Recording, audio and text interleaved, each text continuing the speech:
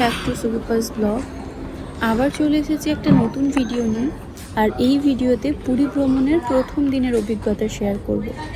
আগের ভিডিওতেই আমরা পৌঁছে গেছিলাম পুরীর সমুদ্রের একদম পাশের এই ভিক্টোরিয়া ক্লাব হোটেলে। আর এখন আমরা ফ্রেশ হয়ে চলে এসেছি এই হোটেলের রেস্টুরেন্টে লাঞ্চের জন্য।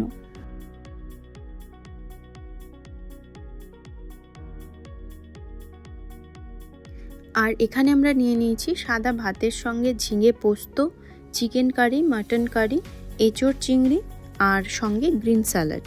যেহেতু আমরা অনেকটা লেটে এসেছিলাম সেজন্য সমস্ত ডিশ অ্যাভেলেবেল ছিল না, অনেক কিছুই শেষ হয়ে গেছিলো। তো মোটামুটি যেগুলো ছিল সেগুলো দিয়ে কমপ্লিট করলাম। আর তারপরে শেষ পাতে নিয়ে নিয়েছিলাম আইসক্রিম, একটা বাটারস্কচ আর একটা ভ্যানিলা।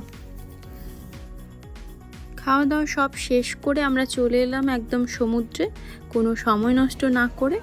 আর পুরীর সি বিচ সবসময়ই খুব সুন্দর। প্রতিদিনের ব্যস্ততার জীবনে এত চাপ, টেনশন সমস্ত কিছুকে এক নিমেষে ভুলিয়ে মনকে একদম ভালো করে দিতে পারে এই সমুদ্রের অবিরাম ঢেউ। এই সমুদ্র সৈকতে বহু মানুষ এখনও স্নান করছেন। চারিপাশে অনেক দোকানপাট, পুরো বিচটাতে অসংখ্য মানুষ। অ্যাকচুয়ালি এখানে প্রতিদিনই এমনই ভিড় হয়। উট, ঘোড়া আর বাচ্চা থেকে বড় সবাই এই উটের পেছনে বা ঘোড়ার পেছনে চড়তে পারেন। তো বাচ্চাদের জন্য 50 টাকা আর বড়দের জন্য 100 টাকা। যেহেতু আমরা এখানে 2 দিন স্টে করব, তাই আজ আর জলে নামবো না ভাবছি, ওপর থেকেই সমুদ্রের মজা নেব। আর অপূর্ব এই দৃশ্যগুলো আমার হাজব্যান্ড সমস্ত কিছু ক্যামেরাবন্দি করছে, যেহেতু এগুলো স্মৃতি হিসেবে থাকবে। চলুন, বিচে ডাবের দোকান বসছে, ওখানে গিয়ে ডাব খাওয়া যাক।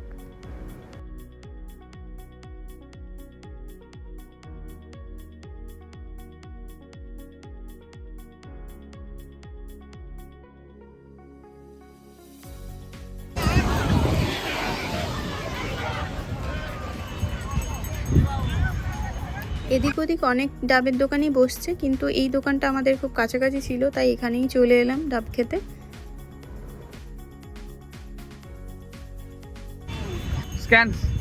স্ক্যান হবে তো? হ্যাঁ, একটা ডাব তো আমাদের, একটা ডাব তো নরম। এখানে একদম কচি ডাব থেকে নারকেল সবই পাওয়া যাচ্ছে, যার যেটা পছন্দ মতন সে সেটা খাচ্ছে। তো আমরা এখানে দুটো ডাবই নিলাম। এই রোদের মধ্যে শরীরকে হাইড্রেট রাখতে ডাবের বিকল্প আর কিছুই হয় না। আর দেখুন সমুদ্রের পাড়ে কি সুন্দর ছাতাগুলো ফুটিয়ে সবাই নিচে চেয়ার পেতে বসেছে। অ্যাকচুয়ালি এই চেয়ারগুলো 20 থেকে 25 টাকা করে দাম নিচ্ছে এখানে 1 ঘন্টার জন্য। বেশ ভালো ব্যবস্থা না? আমিও ভাবছি ডাব খেয়ে গিয়ে ওখানে 1 ঘন্টা বসবো। যেহেতু আমরা স্নান করব না, তাই সবাই ওখানেই বসি কিছুক্ষণ সমুদ্রের পাড়ে।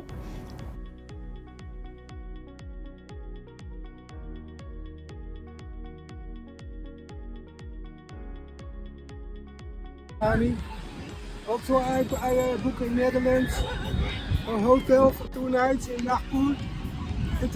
They say it's not good, so I have 2 nights. আর এই ডাব খেতে এসে দেখা হলো আমার পাশে দাঁড়িয়ে থাকা এই নেদারল্যান্ড বাসীর সঙ্গে। খুব খারাপ লাগলো ওনার কথা শুনে।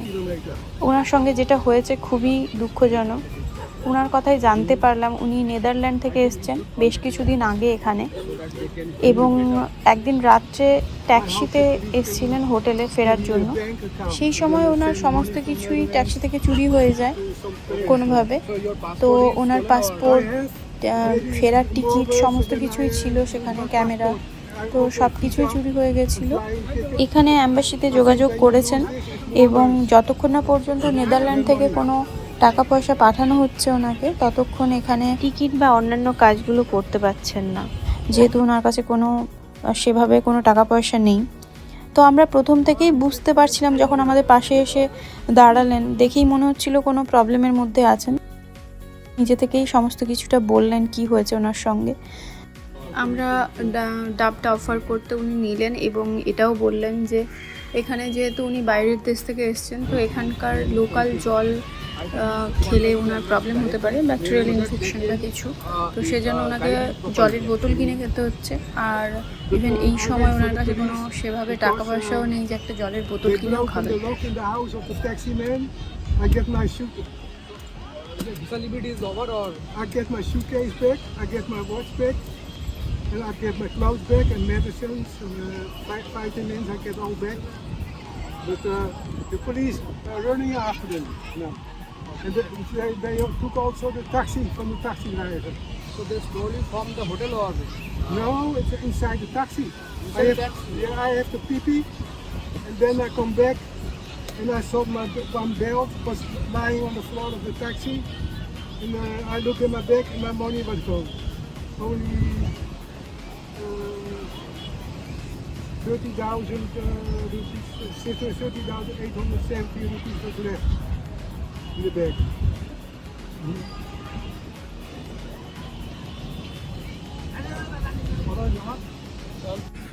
আমরা আমাদের সাধ্যমতো হেল্প করলাম ওনাকে। আশা রাখবো উনি যেন খুব ভালোভাবেই ওনার দেশে ফিরে যেতে পারেন, কোনো প্রবলেম না হয়। আবার চলে এলাম সমুদ্রের তীরে। আর এখানে বালির মধ্যে কিছু একটা বানানোর চেষ্টা করছিলাম, কিন্তু বালিগুলো এতই গরম ছিল, হাতে এতটাই লাগছিল যে শেষমেশ আর কিছু করে উঠতে পারলাম না। যাই হোক, এখন একটু রেস্ট নিয়ে আমরা আবার বিকেলবেলা বেরিয়ে পড়েছি। আর বিকেল বলবো না, এখন প্রায় সন্ধে হয়েই গেছে, 6:30 বাজে এখন। আর এখনই দেখুন, এখনও সমুদ্রের পাড়ে সেভাবেই ভিড়, কিন্তু এখন ভিড় স্নান করার নয়, এখন ভিড় সমুদ্রের পাড়ে ঘোরার জন্য। তারপরে এখানে বিভিন্ন ধরনের দোকানপাটও বসে গেছে, সকালের থেকে অনেক বেশি দোকানপাট। বিভিন্ন ধরনের সাজগোজের জিনিসপত্র, শাঁখের তৈরি জিনিসপত্র, যেহেতু সমুদ্রের পাশে সেজন্য মুক্তোর জিনিসপত্র। তারপরে বিভিন্ন সামুদ্রিক মাছ আছে এবং মাছগুলো ভাজা হয়ে বিক্রি হচ্ছে। এটা এখানকার খুব ফেমাস মনে হচ্ছে, কারণ সমস্ত জায়গাতে যেদিকেই দেখাচ্ছে এই মাছের স্টলগুলো আছে। আর দেখুন, দিনের বেলার থেকে রাতের বেলা সমুদ্রের ঢেউগুলো যেন আরও সুন্দর লাগছে, তাই না?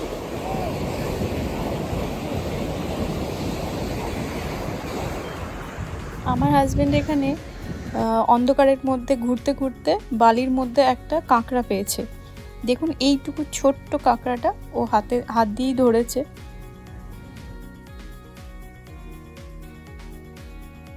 ঠিক আছে, রেডি 1 2 3 না নিয়ে যাও, কাজে নিয়ে যাও।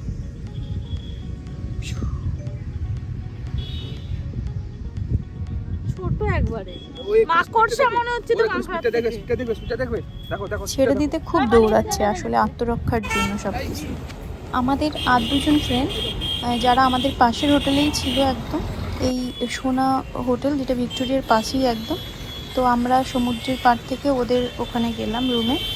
ওখানে গিয়ে কিছুক্ষণ খেললাম। আর ওদের রুমটাও একদম সমুদ্রের পাশে, অনেকটাই একদম রাস্তার ওপরেই বলা চলে। এই ভিউটা ওদের ব্যালকনি থেকেই।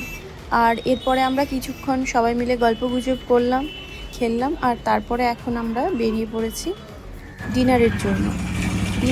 আমরা আজকে চলে এসেছি ভজহরি মান্নাতে। এটা অনেক দিনের পুরনো রেস্টুরেন্ট এবং এর বিভিন্ন জায়গায় এর অনেক আউটলেট আছে, কলকাতাতেও আছে। আর এখানে আসতে গেলে স্বর্গদ্বার বীচ থেকে পুরী হোটেল যেটা আছে, পুরী হোটেল থেকে সামান্য সামনের দিকে এগিয়ে এসে বাম দিকের গলিটা ধরলেই সামনে মিনিট 5 হাঁটা পথ চলে আসা যাবে। পুরীতে অনেক ভালো ভালো নামকরা রেস্টুরেন্ট আছে, তার মধ্যে ভজহরি মান্নাও অন্যতম। আর এছাড়া ভজহরি মান্না ছাড়াও এখানে রাস্তা দিয়ে আস্তে আস্তে দেখলাম 16 আনা বাঙালি, তাছাড়া সুদীপার রান্নাঘর, 16 পার্বণ, স্বাদে আহ্লাদে, কস্তুরী, এই সমস্ত হোটেলগুলোও আছে। আর এগুলো খুবই পাশাপাশি এই বিচের।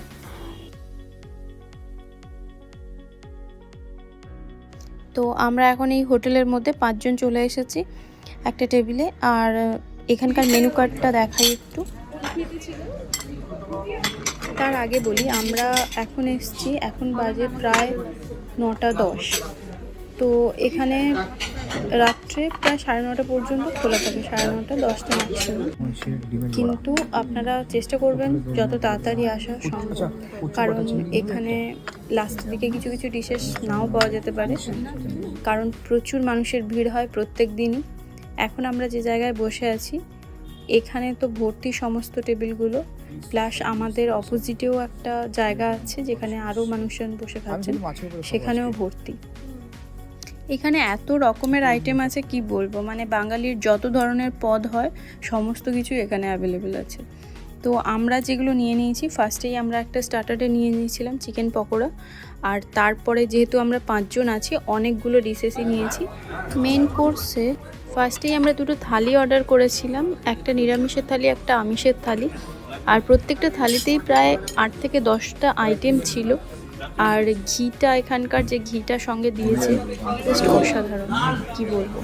আর এখানে চলে এসছে আমাদের পোলাও, এক্সট্রা করে যেগুলো নিয়েছিলাম, চিকেন কারি, এখানে একটা কাঁকড়ার কারি, ক্রাব কারি ছিল, কচু পাতা চিংড়ি, চিতল মাছের মিঠা, পোস্ত বড়া, তারপরে দুটো জাম্বো সাইজের ইলিশ ভাপা ছিল, আর ছিল দুটো ডাব চিংড়ি। থালিগুলোতে বেশ সুন্দর সুন্দর জিনিস দিয়েছিল, ঝুরঝুরে আলু ভাজা, শুক্তো, একটা ফুলকপির তরকারি, মোচার তরকারি, অনেক রকমের আইটেম ছিল। আর এখানকার ফুড কোয়ালিটি নিয়ে কোনো কথাই হবে না, একদম ফাটাফাটি। তো আমরা ডিসাইড করলাম যে এবার যতদিন এখানে থাকবো, 2 দিন, তো এখানেই ডিনার লাঞ্চ দুটোই করব। আর লাস্ট পাতে আমরা নিয়ে নিয়েছিলাম আইসক্রিম, নলেন গুড়ের আইসক্রিম। তো সমস্ত ডিশেসগুলোই খুব সুন্দর খেতে ছিল, একদম অথেন্টিক টেস্ট। আর 5 জনের আমাদের টোটাল যেটা বিল হয়েছিল 3,500 থেকে 4,000-এর মধ্যেই। তো আমার যেটা মনে হয়েছে এখানে দাম খুব একটা বেশি নয়, খাওয়ারের কোয়ালিটির দিক থেকে দেখতে গেলে একদম দামের দিক থেকেও ঠিকই আছে, একদমই পারফেক্ট একদম। তো এখন এখানকার পর্ব শেষ করে আমরা যাচ্ছি সি বিচের দিকে, আর ওখান থেকে আমরা রুমে চলে যাব। রাতে সমুদ্রের তীরটা যেন আরও সুন্দর হয়ে উঠেছে, দোকানপাটের পরিমাণ কমে গেছে, মানুষজনের ভিড় কমে গেছে, চারিদিকটা খুব শান্ত শান্ত পরিবেশ। অনেক দোকানদারই তাদের জিনিসপত্র সমস্ত কিছু গুছিয়ে প্যাক করে একদম এই সমুদ্রের পাড়ে রেখে দিয়েই গেছে। যাই হোক, এখানে আর বেশিক্ষণ থাকলে চলবে না, কারণ কালকে সকালেই আবার উঠে এখানকার বিভিন্ন দর্শনীয় জায়গাগুলো দেখতে বেরোতে হবে। সেজন্য আমরা আজকে হোটেলে এখন চলে এলাম। আর আমার ভিডিওটা যদি ভালো লেগে থাকে একটা লাইক, কমেন্ট আর সাবস্ক্রাইব করার অনুরোধ রইল। সঙ্গে আপনারা সবাই খুব ভালো থাকুন। আজকের মতো ভিডিওটা এখানেই শেষ করছি।